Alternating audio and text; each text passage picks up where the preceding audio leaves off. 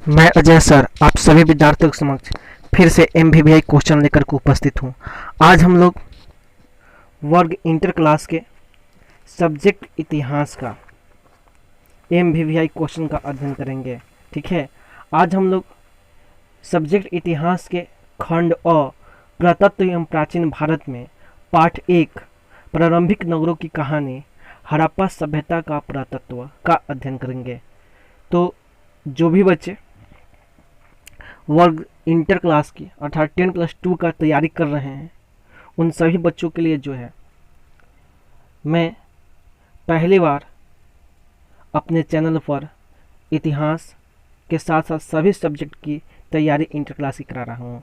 तो जो भी बच्चे मेरे चैनल पर नए हैं वो बच्चे मेरे चैनल को सब्सक्राइब करें, वीडियो को लाइक करें और बेल आइकन को जरूर दबाएं ताकि सबसे पहले हर MVVI क्वेश्चन आपके स्क्रीन पर सभी सब्जेक्ट का सबसे पहले प्राप्त हो। ठीक है, तो आते हैं आज का महत्वपूर्ण प्रश्न की ओर, पाठ 1 का, जिसका नाम है प्रारंभिक नगरों की कहानी हड़प्पा सभ्यता का पुरातत्व। ठीक है, तो आज हम लोग मल्टीपल चॉइस क्वेश्चन का अध्ययन करेंगे, जिसमें सबसे पहले यह क्वेश्चन आपके स्क्रीन पर ये रहा। ठीक है, तो आज का सबसे पहला क्वेश्चन जो है आपके स्क्रीन पर यहाँ सामने दिखाई दे रहा है, जो आप देख रहे हैं। तो जो भी बच्चे वीडियो को देख रहे हैं ध्यान से देखेंगे और पढ़ेंगे। ठीक है, तो पहला प्रश्न है, हड़प्पा टीले का उल्लेख सर्वप्रथम 1826 ईस्वी में किसने किया? बहुत इंपॉर्टेंट प्रश्न है जो आपके एग्जाम में कई बार पूछा गया है। तो जो भी बच्चे इतिहास हैं, जिनका सब्जेक्ट इतिहास है, जो इंटर की तैयारी कर रहे हैं और वो इतिहास लिए हैं अपने सब्जेक्ट में, तो उन बच्चों के लिए यह वीडियो समर्पित है। आप जरूर इस वीडियो को देखें। ठीक है, तो सबसे पहला प्रश्न है, हड़प्पा टीले का उल्लेख सर्वप्रथम 1826 ईस्वी में किसने किया? आपको बताना है। फिर से हम क्वेश्चन पढ़ते हैं, हड़प्पा टीले का उल्लेख सर्वप्रथम 1826 ईस्वी में किसने किया? 4 ऑप्शन दिए गए हैं, चार्ल्स मैसन, बी में है जॉन बर्टन, सी में है विलियम ब्रटन और डी में है सर जॉन मार्शल। बहुत इंपॉर्टेंट प्रश्न है, तो इसका आंसर क्या होगा? तो अगर आपको पता है तो आप कमेंट बॉक्स में इसका आंसर लिखिए, अगर नहीं पता है तो यहाँ पे समझिए। आपका आंसर होगा ए नंबर ऑप्शन अर्थात चार्ल्स मैनसन। ठीक है, तो आशा करते हैं कि आपको ये बातें समझ में आ रही होगी, आपको इस प्रश्न का सीरीज समझ में आ रहा होगा। तो बढ़ते हैं दूसरे प्रश्न की ओर। तो आज का दूसरा प्रश्न जो है यह रहा आपके स्क्रीन पे। दूसरा प्रश्न है, मोहनजोदड़ो की खोज सन 1922 ईस्वी में किसने की थी? दूसरा प्रश्न फिर से पढ़ देते हैं। दूसरा प्रश्न है, मोहनजोदड़ो की खोज सन 1922 ईस्वी में किसने की थी? इसके 4 ऑप्शन दिए गए हैं। 4 ऑप्शन है, दयाराम साहनी, बी में है माधव स्वरूप वत्स, सी में है राखलदास बनर्जी और डी में है रंगनाथ राव। ठीक है, प्रश्न था 2 नंबर की मोहनजोदड़ो की खोज सन 1922 ईस्वी में किसने की थी? ए नंबर ऑप्शन है Dayaram Sahni, B number option है माधव स्वरूप वत्स, सी नंबर ऑप्शन है राखलदास बनर्जी और डी नंबर ऑप्शन है रंगनाथ राव। तो इसका आंसर जो होगा, अगर आपको पता है तो कमेंट बॉक्स में लिखिए, अगर नहीं पता है तो आप यहाँ पे जरूर ध्यान से देखिए और याद कीजिए। तो इसका आंसर होगा सी नंबर ऑप्शन अर्थात राखलदास बनर्जी। ठीक है, तो बढ़ते हैं अगले प्रश्न की ओर। तो आज का तीसरा नंबर प्रश्न है, सिंधु घाटी सभ्यता में हल का प्रमाण मिला है। अर्थात आपको बताना है कि सिंधु घाटी सभ्यता में हल का प्रमाण कहाँ से प्राप्त हुआ है। इसके 4 ऑप्शन दिए गए हैं जो आपके स्क्रीन पर दिखाई दे रहा होगा। तो सबसे पहला ऑप्शन है हड़प्पा, बी में है मोहनजोदड़ो, सी में है रोपड़ और डी में है कालीबंगान। ठीक है, बहुत इंपॉर्टेंट प्रश्न है जो आपके एग्जाम में कई बार पूछा गया है, तो आप याद रखिएगा इसका आंसर क्या होगा। अगर आपको पता है तो आप कमेंट बॉक्स में लिखें, अगर नहीं पता है तो हम यहाँ पे आपको बताते हैं। इसका आंसर होगा डी नंबर ऑप्शन कालीबंगा। ठीक है, तो आशा करते हैं कि आपको ये बातें समझ में आ रही होगी और आप इस क्वेश्चन का सीरीज जो है आपको समझ में आ रहा होगा। ठीक है, तो बढ़ते अगले प्रश्न की ओर अर्थात 4 नंबर प्रश्न की ओर। तो आज का 4 नंबर प्रश्न है, हड़प्पा सभ्यता में प्राप्त अवतल चक्की पर किस पुराविद ने प्रकाश डाला है? बहुत इंपॉर्टेंट प्रश्न है, फिर से पढ़ देते हैं प्रश्न। प्रश्न है, हड़प्पा सभ्यता में प्राप्त अवतल चक्की पर किस पुराविद ने प्रकाश डाला है? 4 ऑप्शन दिए गए हैं, ए में है कनिंघम, बी में है अर्नेस्ट मॉके, सी में है जॉन और डी जॉन मार्शल और डी में है सूरजभान। ठीक है, फिर से क्वेश्चन पढ़ देते हैं। 4 नंबर प्रश्न है, हड़प्पा सभ्यता में प्राप्त अवतल चक्की पर किस पुराविद ने प्रकाश डाला है? ए नंबर ऑप्शन है कनिंघम, बी में है अर्नेस्ट मैके, सी में है जॉन मार्शल और डी में है सूरजभान। ठीक है, तो इसका आंसर क्या होगा आप बताइए। अगर नहीं मालूम है तो आप इसको जरूर ध्यान से देखिए। इसका आंसर होगा बी नंबर ऑप्शन अर्थात अर्नेस्ट मैके। ठीक है, बहुत इंपॉर्टेंट प्रश्न है, आप जरूर इसको याद करके जाएंगे। ठीक है, तो बढ़ते अगले प्रश्न की ओर अर्थात 5 नंबर की प्रश्न की ओर। तो आज का 5 नंबर का प्रश्न है, सिंधु घाटी के निवासियों को किस धातु का ज्ञान नहीं था? बहुत इंपॉर्टेंट प्रश्न है, 5 नंबर प्रश्न है, सिंधु घाटी के निवासियों को किस धातु का ज्ञान नहीं था? ए में है सोना, बी में है चांदी, सी में है लोहा और डी में है तांबा।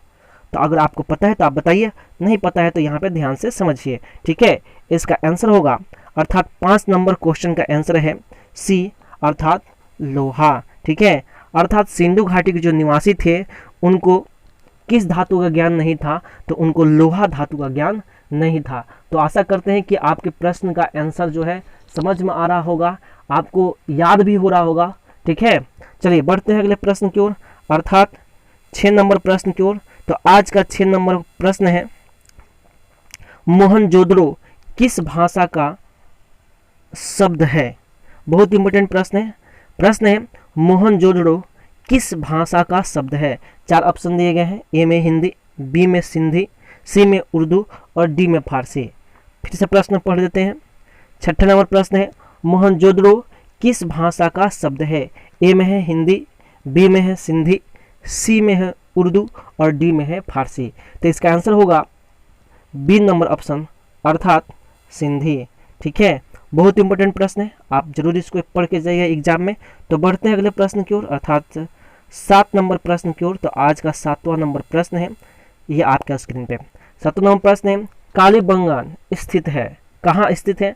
4 ऑप्शन दिए गए हैं, ए में सिंध में, बी में बंगाल में, सी में उत्तर प्रदेश में और डी में राजस्थान में। तो इसका आंसर होगा डी नंबर ऑप्शन अर्थात राजस्थान में। ठीक है, तो बढ़ते अगले प्रश्न की ओर अर्थात आज का 8वां नंबर प्रश्न जो है आपके स्क्रीन पर ये सामने रहा। आप बताइएगा 8वां नंबर प्रश्न है, प्रश्न पढ़ देते हैं। प्रश्न है, राय बहादुर दयाराम साहनी ने कहाँ उत्खनन करवाया था? 4 ऑप्शन दिए गए अर्थात ए में है मोहनजोदड़ो, बी में है हड़प्पा, सी में है लोथल और डी में है कालीबंगान। ठीक है, फिर से प्रश्न पढ़ देते 8 नंबर प्रश्न। तो 8 नंबर प्रश्न है, राय बहादुर दयाराम साहनी ने कहाँ उत्खनन करवाया था?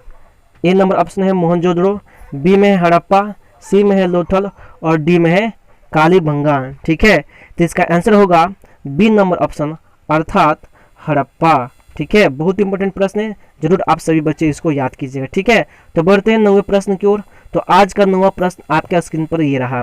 तो 9वां प्रश्न है, निम्न हिंदू देवताओं में से कौन सिंधु सभ्यता का प्रमुख देवता था?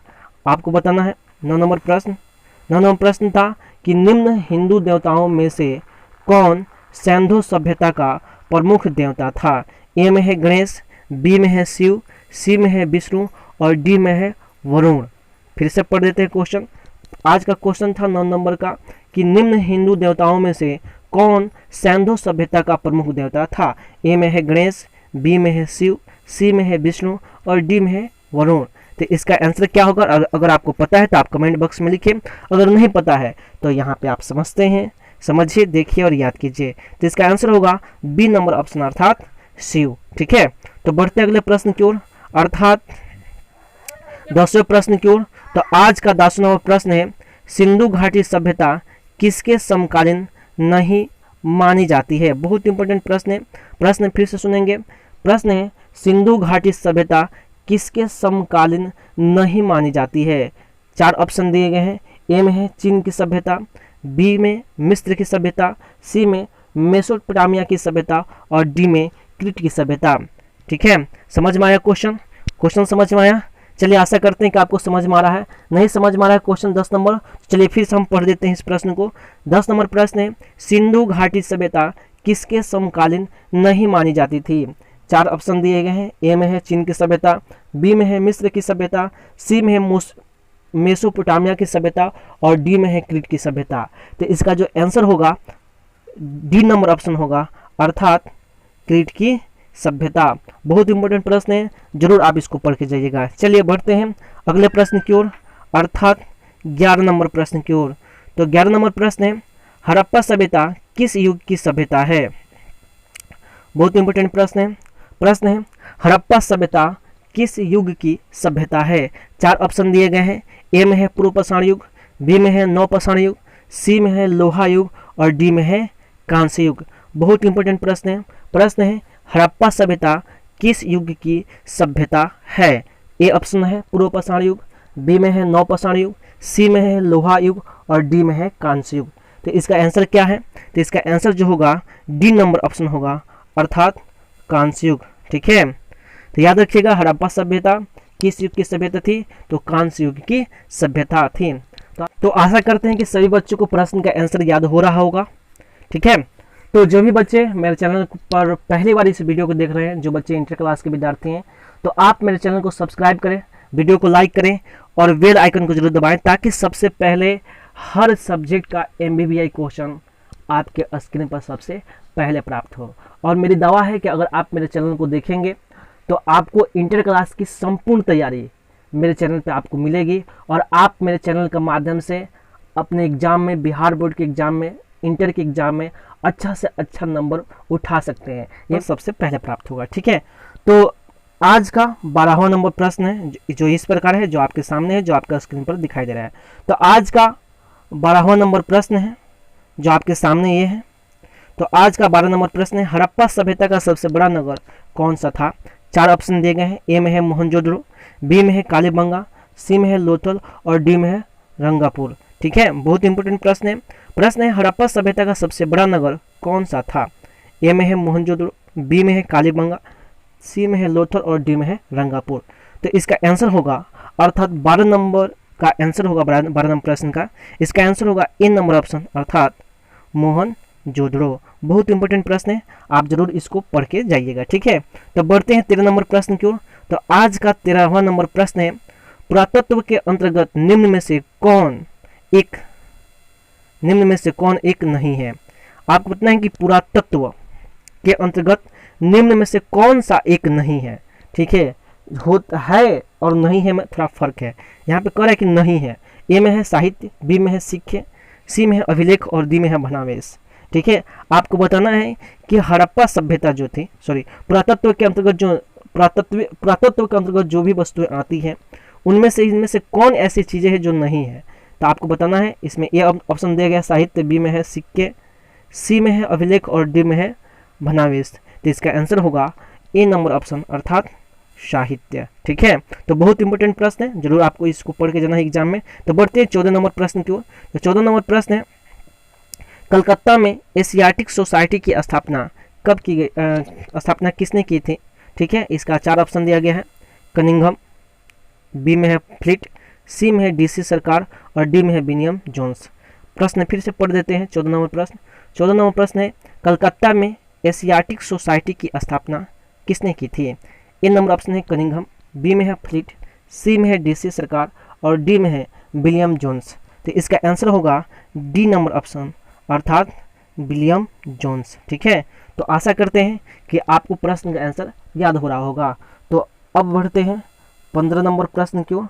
तो 15 नंबर प्रश्न आपके स्क्रीन पर, ये रहा। तो 15 नंबर प्रश्न है, हड़प्पा सभ्यता का प्रशासन था। 4 ऑप्शन दिए गए हैं। ए में है राजतंत्रात्मक, बी में है लोकतंत्रात्मक, सी में है नगर पालिका जैसा और डी में है गणतंत्रात्मक। फिर से प्रश्न पढ़ते हैं। तो 15 नंबर प्रश्न है, हड़प्पा सभ्यता का प्रशासन था। इन नंबर में ऑप्शन बी है राजतंत्रात्मक, बी में है लोकतंत्रात्मक, सी में है नगर पालिका जैसा और डी में है गणतंत्रात्मक।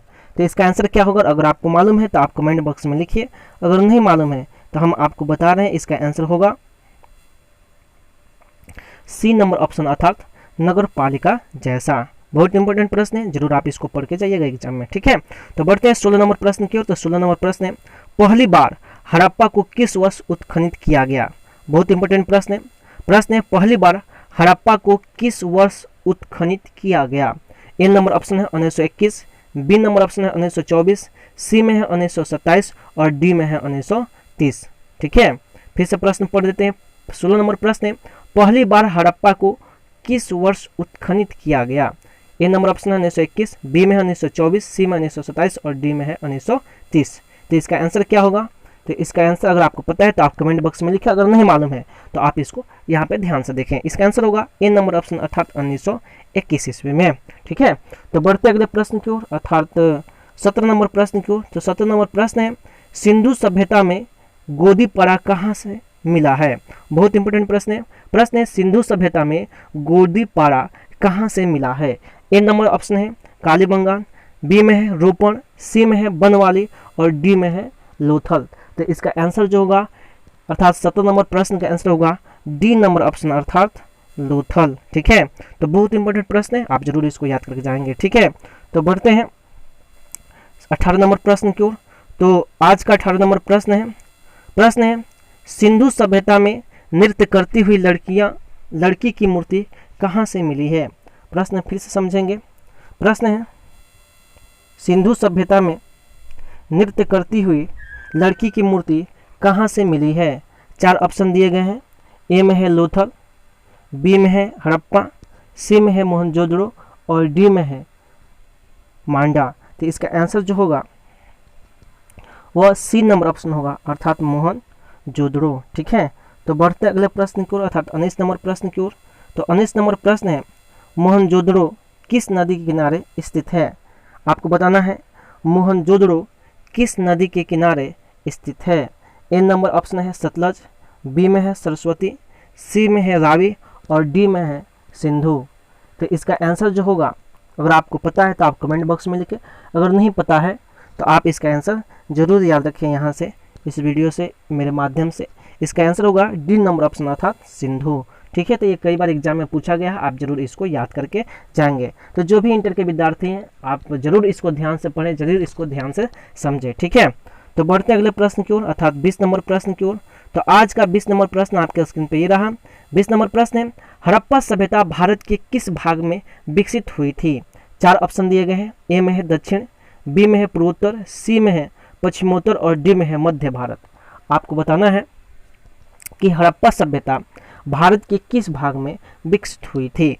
ए में है दक्षिण, बी में है पूर्वोत्तर, सी में है पश्चिमोत्तर और डी में है मध्य भारत।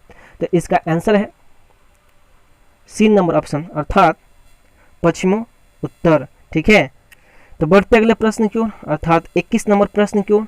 तो 21 नंबर प्रश्न है, लोथल किस नदी के किनारे स्थित है? प्रश्न है, लोथल किस नदी के किनारे स्थित है? ए नंबर में ऑप्शन में है सिंध, बी में है ब्यास, सी में है भोगवा और डी में है रावी। तो इसका आंसर जो होगा सी नंबर ऑप्शन होगा अर्थात भोगवा। ठीक है, तो बढ़ते हैं अगले प्रश्न की ओर अर्थात 22 नंबर प्रश्न की ओर। तो आज का 22 नंबर प्रश्न है, राखालदास बनर्जी को मोहनजोदड़ो के अवशेष किस वर्ष मिले? फिर से प्रश्न सुनेंगे। प्रश्न है, राखालदास बनर्जी को मोहनजोदड़ो के अवशेष किस वर्ष मिले? ए नंबर ऑप्शन है 1920, बी में है 1921, सी में है 1922 और डी में है 1923। ठीक है, तो इसका आंसर जो होगा अर्थात 22 नंबर प्रश्न के आंसर जो होंगे वह होगा सी नंबर ऑप्शन अर्थात 1922 ईस्वी में। बहुत इंपॉर्टेंट प्रश्न है, जरूर आप इसको याद करके जाएंगे एग्जाम में। बढ़ते अगले प्रश्न की ओर अर्थात 23 नंबर प्रश्न की ओर। तो 23 नंबर प्रश्न है, सिंधु घाटी सभ्यता में विशाल स्नानागार के अवशेष कहाँ मिले? यह आपके एग्जाम में कई बार पूछा गया है। यहाँ तक कि जो भी बच्चे किसी कंपटीशन की तैयारी कर रहे हैं, जैसे एनी फॉर ऑल एग्जाम, ये नहीं कि सिर्फ इंटर की तैयारी कर रहे हैं, जो बच्चे किसी कंपटीशन की एग्जाम तैयारी कर रहे हैं वो भी इस प्रश्न की सीरीज को बना सकते हैं, याद कर सकते हैं। क्योंकि आप ग्रुप डी की नौकरी करेंगे या अभी फॉरेस्ट विभाग का आया है, या जो भी लड़कियां जो हैं जो बिहार स्वाभिमान बटालियन की तैयारी कर रही हैं, उन सभी बच्चों के लिए यह है। ठीक है, तो आप जरूर इसको पढ़ेंगे, देखेंगे इस वीडियो को और इस क्वेश्चन को याद करेंगे। बढ़ते हैं अगले प्रश्न की ओर था 23 नंबर प्रश्न की ओर। तो 23 नंबर प्रश्न था, सिंधु घाटी सभ्यता में विशाल स्नानागार के अवशेष कहाँ मिले थे? तो इसका आंसर जो होगा बी नंबर ऑप्शन अर्थात मोहनजोदड़ो से। ठीक है, इसका आंसर जो होगा बी नंबर ऑप्शन अर्थात मोहनजोदड़ो से। तो बढ़ते अगले प्रश्न की ओर अर्थात 24 नंबर प्रश्न की ओर। 24 नंबर प्रश्न है, सिंधु घाटी सभ्यता की जुड़वा राजधानी थी। अर्थात आपको बताना है कि सिंधु घाटी सभ्यता की जुड़वा राजधानी कौन कौन थी। ठीक है, इसके 4 ऑप्शन दिए गए हैं। ए में है मोहनजोदड़ो चंदुदड़ो, ठीक है, मोहनजोदड़ो चंदुदड़ो। बी में है हड़प्पा लोथल, सी में हड़प्पा मोहनजोदड़ो और डी में है लोयल कालीबंगा। तो इसका आंसर होगा C number option Harappa Mohenjodaro. ठीक है, तो आप जरूर इसको याद रखेंगे। तो बढ़ते अगले प्रश्न की ओर अर्थात आज के 25 क्वेश्चनों के सीरीज का सबसे अंतिम प्रश्न है हड़प्पा किस नदी किनारे स्थित है। तो 4 ऑप्शन दिए गए हैं। ए में सिंधु, बी में ब्यास, सी में सतलुज और डी में रावी। फिर से प्रश्न पढ़ देते हैं। आज का लास्ट प्रश्न है हड़प्पा किस नदी किनारे स्थित है। ए नंबर में ऑप्शन है सिंधु, बी में ब्यास, सी में सतलुज और डी में रावी। तो इसका आंसर होगा डी नंबर ऑप्शन अर्थात रावी। तो इस तरह आप सभी बच्चों के समक्ष जो है, जो बच्चे इंटर की क्लास की तैयारी कर रहे हैं, जो बच्चे बिहार बोर्ड में 10+2 की तैयारी कर रहे हैं, उन सभी बच्चों के लिए जो है मैंने आज सबसे पहला वीडियो जो है इतिहास सब्जेक्ट का 25 क्वेश्चनों का सीरीज जो है खंड अ का पाठ 1 जिसका नाम है प्रारंभिक नगरों की कहानी हड़प्पा सभ्यता का पुरातत्व है। इसका हमने 25 क्वेश्चनों का सीरीज लेकर के आए थे, जो मल्टी चॉइस क्वेश्चन था, जो आपके एग्जाम में के लिए एक रामबाण है। जो आप इसको पढ़िएगा तो इसमें से कम 1 या 2 प्रश्न आपके एग्जाम में जरूर आएंगे। और आपको पता ही है कि इतिहास सब्जेक्ट जो इंटर की क्लास की तैयारी जो बच्चे कर रहे हैं, उनमें जो जिन बच्चों का इतिहास सब्जेक्ट है उसका 50 नंबर ऐसे प्रश्न होंगे जो मल्टी चॉइस होंगे। तो अगर आपको इतिहास में 100 नंबर चाहिए तो आप मेरे चैनल को सब्सक्राइब करें, वीडियो को लाइक करें और बेल आइकन को जरूर दबाएं। साथ ही साथ वीडियो को शेयर करें और जो भी आपको समस्या है आप कमेंट बॉक्स में अवश्य लिखें।